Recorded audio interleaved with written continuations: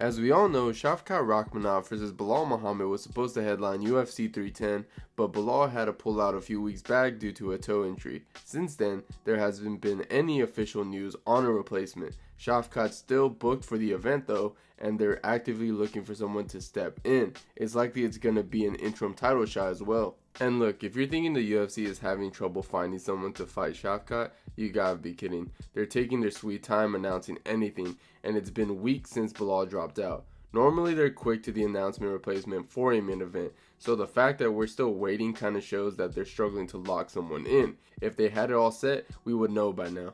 So today I'm going to try to figure out and guess who might or should face Shavkat next. There are really only 4 welterweights in the division who should be in the conversation, and these names have already been tossed around by fans and the MMA media. The 4 fighters are Covington, JDM, Kamaru Usman, and Leon Edwards. Alright, let's talk about the obvious choice not to get a title shot. It's Covington. I mean, yeah, he posted a video recently on Instagram calling out Shavkat for the interim title, which got people talking, but let's be real, Covington hasn't really been relevant since his fight with Leon Edwards last year. That fight didn't do him any favors. A lot of fans thought his performance was pretty lackluster, and it kind of killed any hype he had going.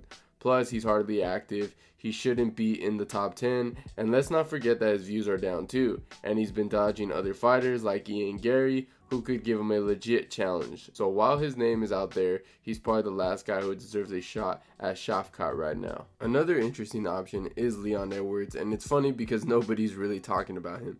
Honestly, I don't know where his fan base went.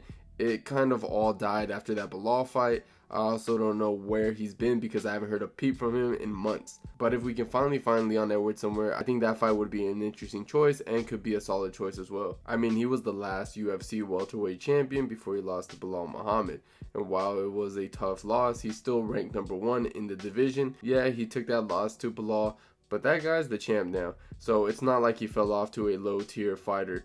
Plus, Leon Edwards versus Shavkat would be a pretty cool stylistic matchup if they go that route. Edwards' striking and experience could make this fight an interesting challenge against Shavkat's more aggressive style. I honestly think that this one makes a lot of sense if the UFC decides to go in that direction. Plus, this was a fight that a lot of people wanted to see back when Leon was still the welterweight champion. At that time, everyone was looking at the division and thought nobody could beat Leon. So Shavkat seemed like the only interesting matchup. Like I said, many people thought Leon would easily handle Belal, but obviously that didn't happen. And in my opinion, this is the most logical matchup that they can make, and it would make a lot of sense. But who knows? It's not really the UFC's MO to make the fights that makes the most sense. We also have JDM. He's definitely put himself in the conversation for a title shot against Shavkat Rakhmonov in the UFC welterweight division. His recent knockouts of Gilbert Burns at UFC 299 was a big moment, showing off his striking power and his toughness. With that win, he's now 7-0. In the UFC, proving that he's a serious force. After that fight, JDM didn't hold back. He straight up called out Shavkat Rakhmonov.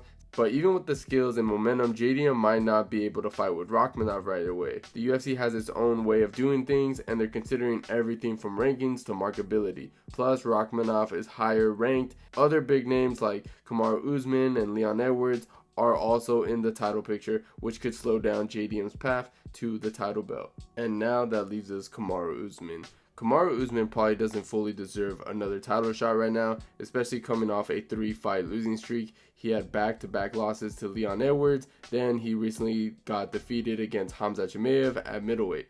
Normally that kind of run wouldn't put someone in line for a title, but knowing the UFC, they're likely still considering him for it. Usman's got that name recognition, a history of a dominant champ, and he's still one of the biggest draws in the division. His experience and skills can be a real test for someone like Shavkat, who's still working his way to the top. So even if he doesn't fully deserve it right now, the UFC might go this route because they know the fans will tune in, and Usman's still a tough matchup for anyone.